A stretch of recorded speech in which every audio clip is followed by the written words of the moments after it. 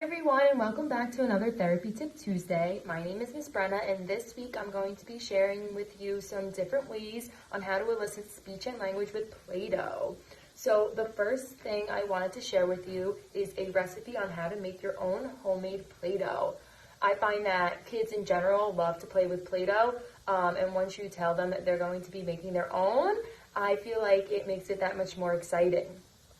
And on top of that, following recipes in general with your child is a great way to target sequencing skills, expanding their vocabulary, targeting following directions or listening comprehension, and WH questions.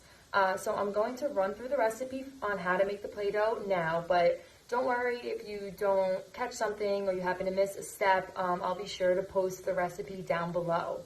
So first you'll need to grab a bowl and mix together 2 cups of flour, 1 cup of salt, and 2 tablespoons of cream tartar. And then on the side, you'll have to have 2 cups of boiling water and 2 tablespoons of oil ready to go. Once you have that all ready, you'll take your dry ingredients and mix them together with the hot water and oil mixture.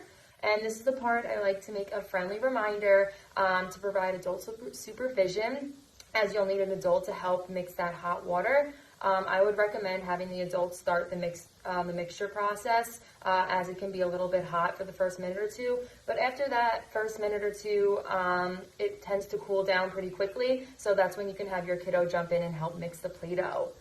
And then lastly is the fun part, where you get to choose what color you would like to make your Play-Doh. So you just grab any food coloring of your choice and mix it right in. I made these Play-Dohs a few days ago, and I made a red and I made a blue. So this is how they come out, and they're super fun to make with your kids. And yeah, voila, that's how you make your homemade Play-Doh.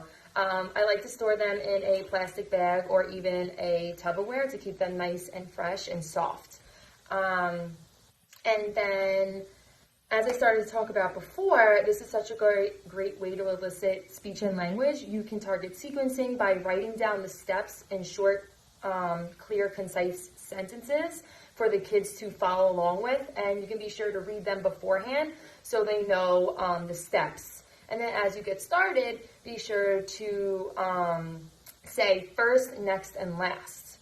And then you can work on expanding vocabulary by labeling different objects. So you can label tablespoon, salt, flour, measuring cup, bowl, and so on. And then you can also target listening comprehension or following directions by asking them, can you grab a bowl and place it on the counter? Can you first pour the flour and then the salt? And then you can do some WH questions by asking, where do we find the salt, or what ingredients do we need to make this recipe, or how do we mix the dough together? And not only is this a great way to work on speech and language, but it can also help with social skills like flexibility, problem solving, and working together. There may be an opportunity for children to work on problem solving if flour or water happens to fall on the floor on the floor or the counter. You may ask your child what they can do to help solve this minor problem, and they can work together to come up with a solution. If you decide to do this recipe with your children or your child and some of their friends, this activity can be a great way to practice working together from the time they start all the way to the end. So once you have your Play-Doh, and it's all ready to go, you can utilize it in so many different ways. Just to name a few, you can work on following directions by rolling the Play-Doh into little circles. I like to just rip a little piece off, have them roll it together in their hands, and then you can ask them to squish 3 circles, so have them press it together, or 2 circles, or 1 circle.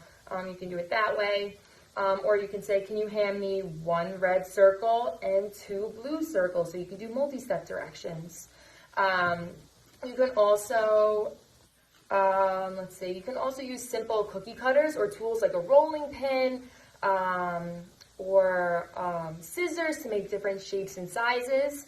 And then in this setting, you can help expand vocabulary by targeting verbs such as roll, cut, smush, squeeze, open, take out, all those different verbs. Or you can target different adjectives or describing words such as colors, shapes, sizes, quantity, or even texture. You may say something like, look, this circle is red, round, and smooth, and it's also small. So you can use all those different words to describe this one piece of Play-Doh. You can also get super creative with Play-Doh, and it's something that I find really motivates the children. So it's something to enjoy, and they have fun making their own Play-Doh at home. So that is all I have for you today. I hope you enjoyed this week's Therapy Tip Tuesday. I hope you enjoy the rest of your week, and I will see you all next week. Bye.